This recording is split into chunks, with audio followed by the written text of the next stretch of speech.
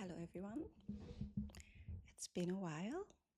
I took a long break because I was basically going through hell, and I decided that I wasn't gonna come back and create content or post anything until I felt that it was the right moment. I had to process everything first before I could vocalize what I have been through and how I managed to survive all of it. If you're watching this video for the first time, my name is Aris. I am a fashion designer. I love to create art, and my background is in art. Before I disappeared from social media, I actually was running a successful fashion business that I started from scratch.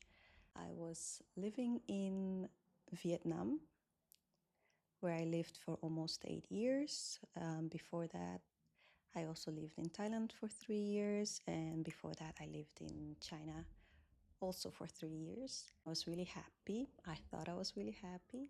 That was until I was completely blindsided and realized that I was dating a covert narcissist. As the title already says, I want to share my story of how I survived a relationship with my narcissist and how basically it led to me losing everything.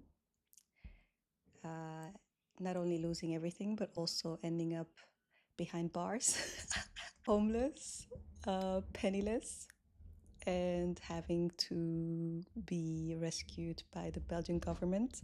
I wanted to make this series because when I was at my lowest, I promised myself that if I was to survive what I was going through, that one day I would share my story so that I could help other people survive their situations as well. And now, almost 4 years later, I am blessed to be here and to have overcome everything that was sent to destroy me. And so I feel like it's the perfect time. I really believe that it will help a lot of people on many different levels. Those that have gone through narcissistic abuse, they already know how insane things can get. But what I learned through this journey was actually that on the other side of the pain and all the craziness, there are so many amazing lessons to be learned and a lot of blessings. Today, I am really happy because I'm able to see everything from a place of gratitude. There's so much content out there about narcissism, but from what I gathered, a lot of the content that is out there is very victim mindset focused. And it puts the narcissist or toxic people, low vibrational people, however you want to call it, it puts them almost like they're masterminds. And what I learned through really slowing down and taking the time to studying how they behave is that they're not masterminds. They're really on a spiritual level. They're really there to, in a dark way, help us look at our own wounds, right? And look at ourselves and figure out where we need work and where we need healing. So even though I went through hell, ultimately it ended up being the best thing that ever happened to me because I was able to actually stop and really dig deep into myself and make the changes that I needed to make in order to be a happier version of myself. I didn't want to trauma dump. I didn't want to come online and cry about things or make people feel sorry for me because I was coming from a place of fear and despair and trauma. So I felt like I needed to take the time to get to a point where I felt like, okay, I'm coming at this from a place of being healed and feeling whole.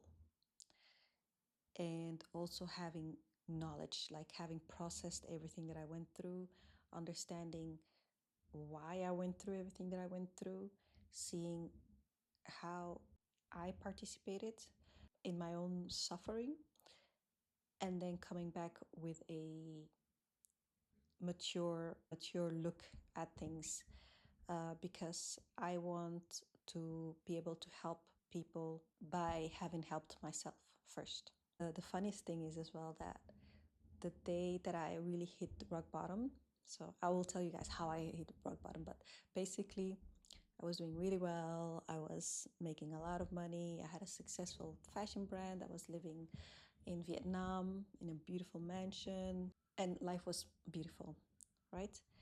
And before I knew it, I find out that the person I am trusting, the person that I think is like the love of my life, had been planning my demise the whole time. Because I was such a workaholic due to my childhood traumas and everything that I went through growing up, I basically didn't have time to stop and look at like what was happening around me. So by the time I actually realized what was happening, it was way too late. When I use the word narcissist, like what I'm describing is not a so much a evil person, although what they do, everything that they do is essentially demonic.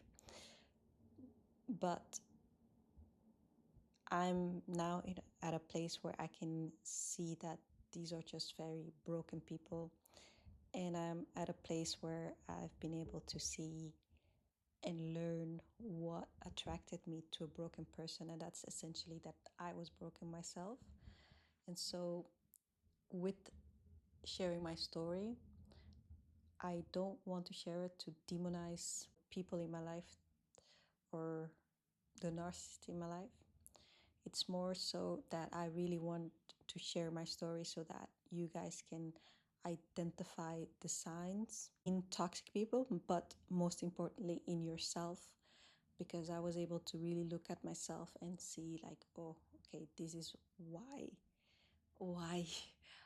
you attracted those personality types into your life, and this is what they look after. I think it's really easy to say there's just good people and bad people, but I don't think that's how the world works.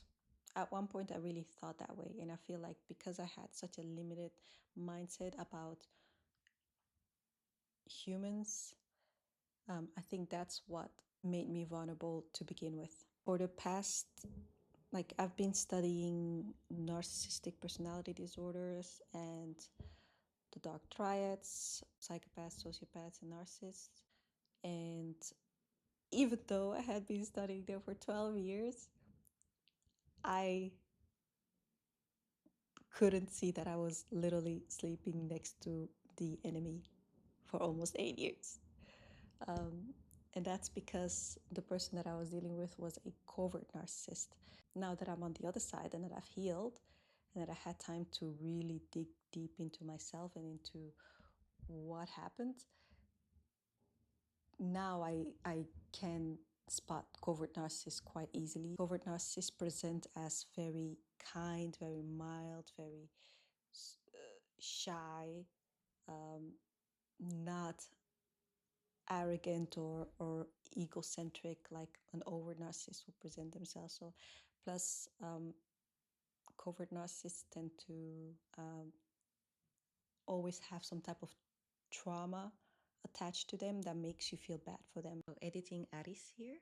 So what I mean by the covert narcissists having a trauma that usually keeps you attached to them is that most people do not use their traumas to keep people hostage in a relationship, whereas most narcissists will literally use their trauma and make you feel responsible for it. So an example of that is with my ex. He was epileptic, but he used to not take care of himself at all or not take his medicine.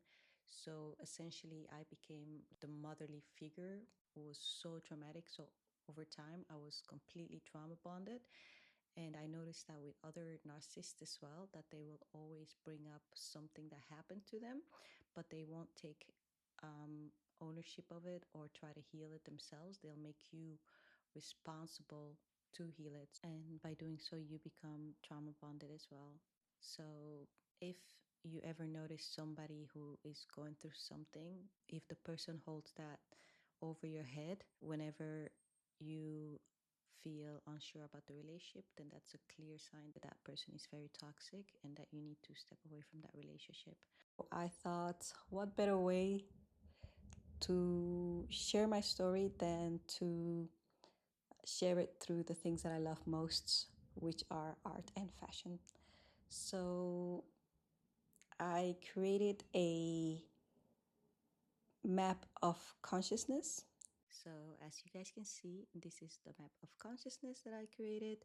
It is a simplified version of the original map of consciousness designed by Dr. David Hawkins, a spiritual teacher and psychiatrist.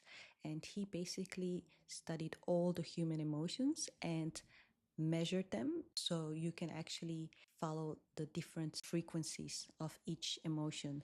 And although that map is incredible and it helps me a lot, I wanted to simplify it to a point where even a toddler could learn it. So in this video, we're going to focus on shame, the shame of walking away from something that you've been in for years, or the shame of not being good enough. Whatever it is, this is really at the root cause of most destructive relationships and personality types.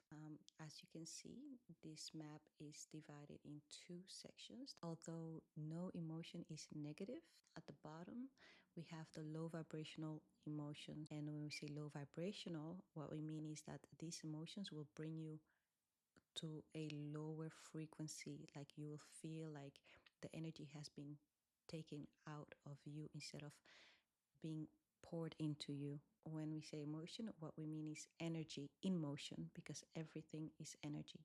By learning the difference between the two frequencies, so high frequency emotions and energies and the low frequency energies, we are then able to become the architect of how we navigate life.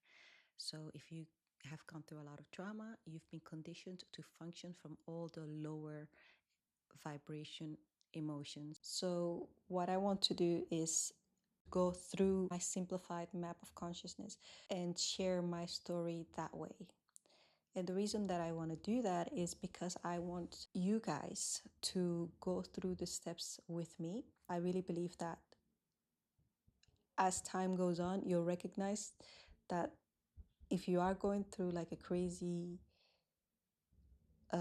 if you are going through trauma, if you are going through depression, anxiety, or like just a very dark time in your life, you'll hopefully recognize the steps as well. And maybe by me sharing how I overcame each one, you'll be able to overcome them as well. The person that I was before I went through all that craziness is such a broken version of who I am today.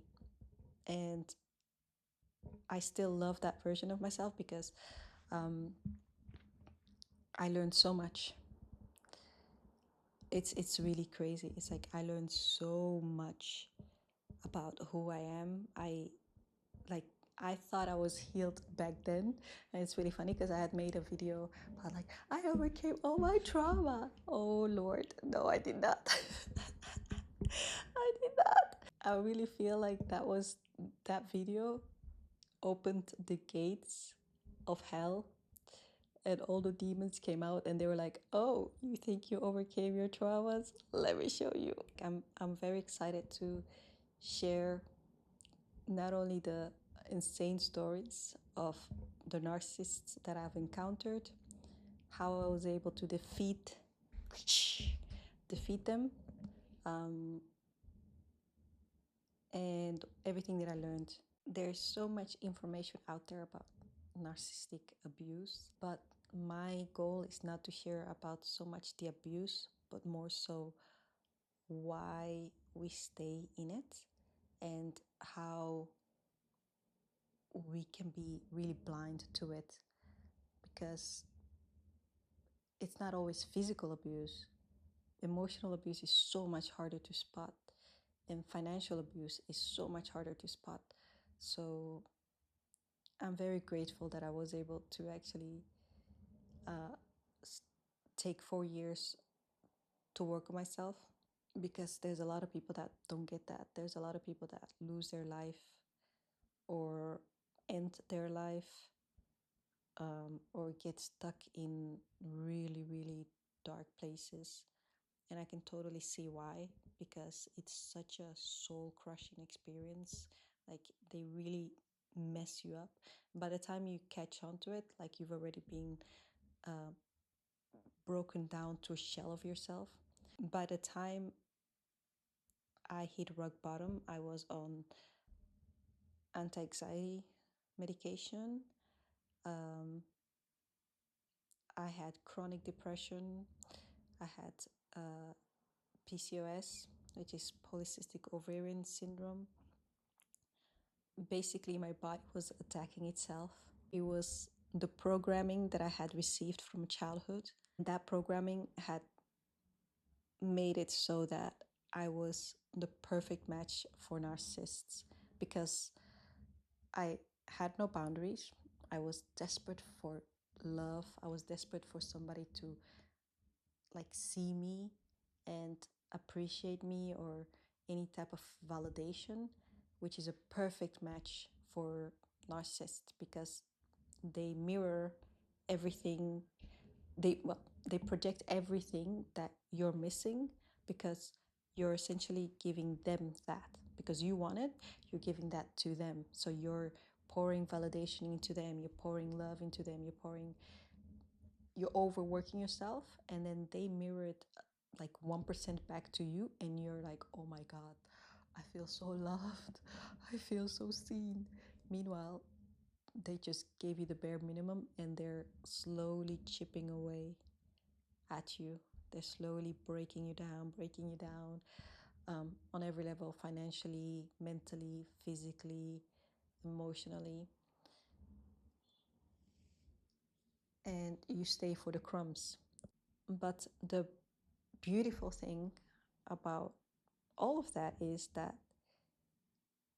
once you realize the purpose of the suffering, you come out so much stronger. It's really surreal. Like, I am so grateful today for everything that I went through, because I wouldn't change who I am right now for the world. Um, I lost hundreds of thousands of dollars, and I wouldn't change who I am today for none of it. Like, I had to start from zero. I didn't even have money to get on a plane. Like, literally, the Belgian government was like, we need to get you out, right? Because I had overstayed my visa, because I had literally no money, to the point that I had to overstay my visa. But I was also not leaving without my dog. Before I get to how I ended up dating my narcissist, I think it's really important for me to go over what created the blueprint that made me a match for narcissists. And not just one, like, I kid you not, like, I throughout my life I've been attracting them all the time. And I know that it's because I was raised by a narcissist. And again, when I say this, I am not using it as a derogatory term, because I love my mother. Like, it's a very complex thing to be raised by a narcissist, because if that's the parent you grew up with, it's the only parent you have. And it makes it so difficult, because that's basically where the first wound, for me at least, that's where the first wound was born. And I think for a lot of people as well, because there's so much shame that comes with that. And that's also why the first stop on the map of consciousness is shame.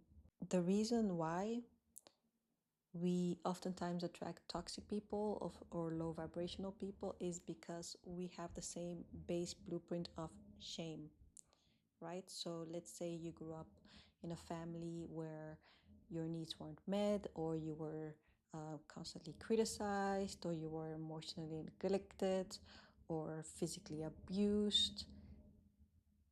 You essentially, as a child, you don't have the words to explain what's happening, but from a soul, on a soul level, you have to figure out how to deal with it, right? So what our subconscious does is that it will compartmentalize things in order for you to survive. So the ego says, I'm going to protect you by pushing everything that you cannot deal with right now. I'm going to push it down, and I'm going to protect you. So you create a alter persona, right? That becomes the ego, alter ego, right? That will protect you. And when you're young, it's very helpful, right? But in the case of narcissists, the ego becomes them, or they become the ego. Their self does no longer exist. Whereas with somebody, for example, with me, I created my alter egos, which was somebody that was overly pleasing, because if I am overly pleasing, then I'm not going to get abused because I'm doing everything right. Or I also had the the invisible part of myself, right? So where I would become just invisible, because if you don't see me, I cannot get abused, and therefore I'm safe. If you've gone through like real severe abuse, you might even create characters that want to take the center stage. That's when you have like people with like multiple personality disorder. But I really believe that on a subconscious level, we all have multiple personality disorders, because we need to create multiple characters in order to protect ourselves while we're growing up. Humans are never one thing, right? We're always different things. But with narcissists, it's like there is no self. So they become whoever they're around. And that was so creepy once I realized that. It was almost like I was a magnet for people that had no self, because I was always so willing to be like, yeah, here I am. And so I attracted a lot of people who had no sense of self. Like, looking back is really creepy in a way, but also it makes so much sense, because one thing that my mom used to always tell me growing up was that she used to always tell me that I had no personality. And I thought it was always so strange, because I've always felt like I'm very like I have a very authentic personality. Like I've always been myself, even though it's always been a little bit quirky or whatever. And it's actually because I've always myself that I don't always fit in. So that, like, from when I was really young, she used to always say that, like, you don't have a personality. And she used to always say that I always became my friends. And I thought I was so strange because all my friends were so different than me. And I've always hung out with a lot of very diverse people, especially like growing up in Antwerp. People are so expressive. Like we have such a strong artistic and creative culture. So I thought it was always so strange. But then as I've learned a lot about narcissistic personality disorder, it makes sense that she would say that because she was projecting onto me. So she was projecting who she is onto me and telling me about herself.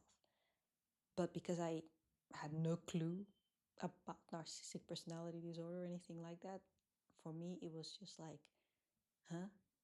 And it always confused me. And I for a long time, like for years, I always questioned myself, like, am I really, like, do I really not have a personality? Like, but who am I?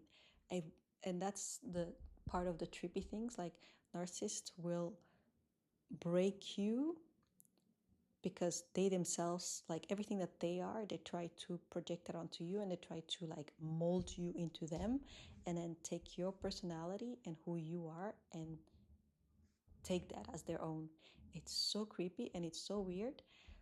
But anyways, narcissist was created through shame. My situation, the shame started probably like many generations ago, but the earliest that I can really pinpoint, it was really my grandmother, when she had my mother at 13 years old. And my grandmother came from a well-off family in the Dominican Republic, and when she got pregnant at 13 by a dark-skinned man, she got disowned. So she found herself pregnant all alone, and she never really got over that. So she went on to have a bunch of kids. Yeah, so she had my mother. She abused my mother her whole life because she basically blamed my mother for her being disowned and for her losing her wealth and her status. And so that's where I I really believe that my mother, like, she had no chance, right? She grew up already not being loved. So how can you teach somebody else love? How can you raise healthy children when you yourself never experienced that? And so I have a lot of empathy for what she went through. At the same time, now that I'm older, I had to learn to have empathy, but not allow that empathy to keep me in places with people who are damaged and aren't willing or able to heal themselves. Other girls, they grow up and they have a mother figure and they feel connected. I never felt connected to my mother. And it's really sad because I know that she's just like, there is no self, right? So she is an amazing person around her friends, very social, beautiful laughter, beautiful, like, but then at home she was a demon, and she would like beat me up constantly, like break me down. And it was such a trip processing that your own mother sees you as an enemy and as competition. Because as I grew up and I started to become a woman, she would then really just treat me as if like I was her rival. And that was so confusing. Like, there's so, like, I mean, the layers of like confusion that you go through being raised by a narcissistic mother is like there's so many layers of confusion that you go through being raised by a narcissistic mother, and I'm sure also by a narcissistic father. But for me, I mainly grew up with my mother. So I was 6 years old when I moved to Belgium. My mother had left me and my siblings to live with my grandmother. And so for me, it was like I was the youngest, and I never, like, I don't remember really knowing her until I was like 5 years old. That's the first time that I remember meeting my mother. And then I got really sick, so I almost died. And so, like, she had to come to Dominican Republic because I was literally dying. So she had left all of us to live with my grandmother, who was, I believe, probably a sociopath, and used to beat the shit out of me, but then used to treat my lighter skinned brother like so well. I was malnourished. I had TBC, which is tuberculosis. And yeah, it was so bad that like I almost died. And my mother had to literally take an emergency flight to Dominican Republic and bring us to Belgium because we were being so neglected. And that's where it gets so confusing, right? Because on the one hand, this is the person that has given me like this life, right? So both from a physical point of view, so she's giving me this life, but also from like I wouldn't be have been in Belgium without her. Like she's given me a better life than her mother did for her. So from that side, like I'm so grateful, and I love my mother. That's the craziest thing. Like I really love her. That's why it's it's really important that I share my story from a nuanced point of view, so that you guys, if you have gone through something like this, that you understand, like you can have a parent that just doesn't have the tools to love you the way you needed to be loved. And and it's important to not blame them. So the whole idea of the roadmap that I created is that it's important to not get stuck in the victim abuser mentality, because that's what makes us attract and feel connected to toxic people. Because as long as you're not able to see the nuance and forgive people for things that they couldn't help, you're gonna stay stuck trying to save people like that. And you cannot fix what you didn't break. You can only fix yourself. So while I am so grateful for my mother for the life that she's been able to give me, despite her trauma and everything that she went through, the fact that I'm able to be in this situation where I'm even able to talk to you guys, and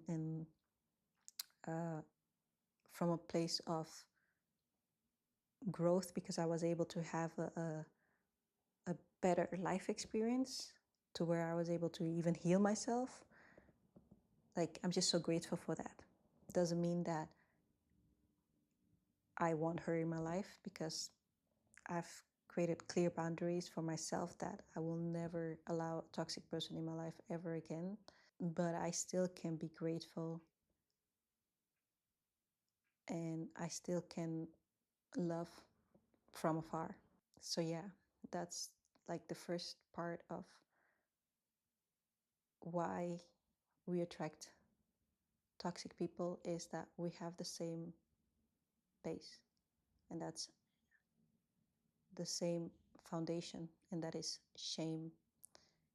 If your parents went through shame when they were growing up and they haven't resolved it, they're going to pass it on to you.